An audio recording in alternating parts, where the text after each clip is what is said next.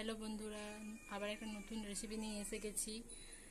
যে গাজর আর বটবটির যে পরোটাটা করেছিলাম, তার সঙ্গে যে তরকারিটা দিয়ে আপনারা খেতে পারবেন, সেই রকম একটা রেসিপি নিয়ে এসেছি। জিরে আলু কারি।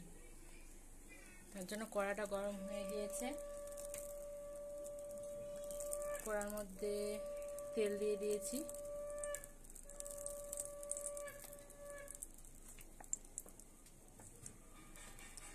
তেলের মধ্যে শুকনো গোটা জিরে, গোটা জিরে দিয়ে দেবো।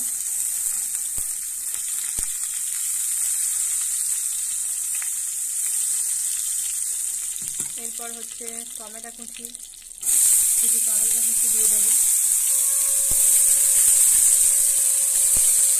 দিয়ে এটাকে হালকা করে ভেজে নেব।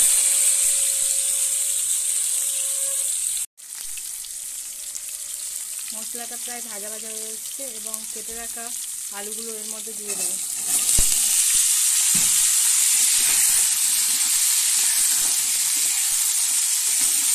আলুগুলো ভালো করে তেলের সঙ্গে নাড়াচাড়া করে নেব।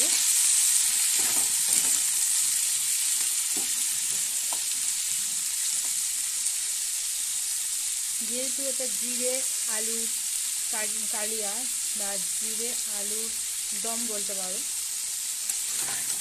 সেহেতু এটাকে আমি একটু ভালো করে নাড়াচাড়া করে ভেজে নেব।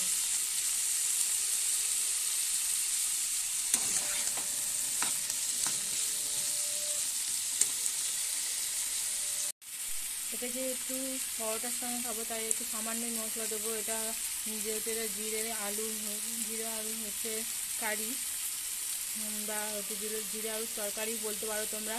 সেটা আমি হালকা মশলা দিয়ে করবো। এটা নিরামিষ তরকারি, এটা পরোটার সঙ্গে খেতে ভালোই লাগবে। এটা ভালো করে ভেজে নেব। পরিমাণ মতো নুন দিয়ে দেবো।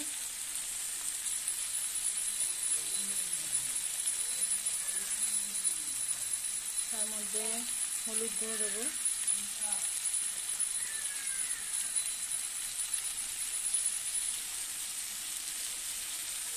এরপর কেটে রাখা লঙ্কাগুলো দিয়ে দেবো।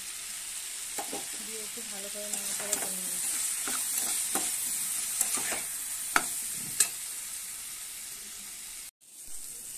দেখতে পাচ্ছ আলুটা কষা হয়ে গেছে। এবার পরিমাণ মতো জল দিয়ে আমি ঢাকনা দিয়ে দেবো।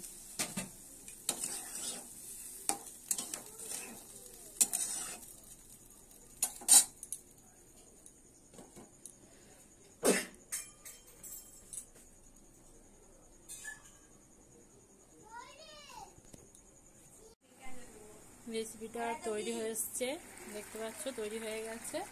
এবার আমি গ্যাসের ওভেনটা বন্ধ করে দেবো। আবার একটা নতুন রেসিপি নিয়ে আসবো। রেসিপিটা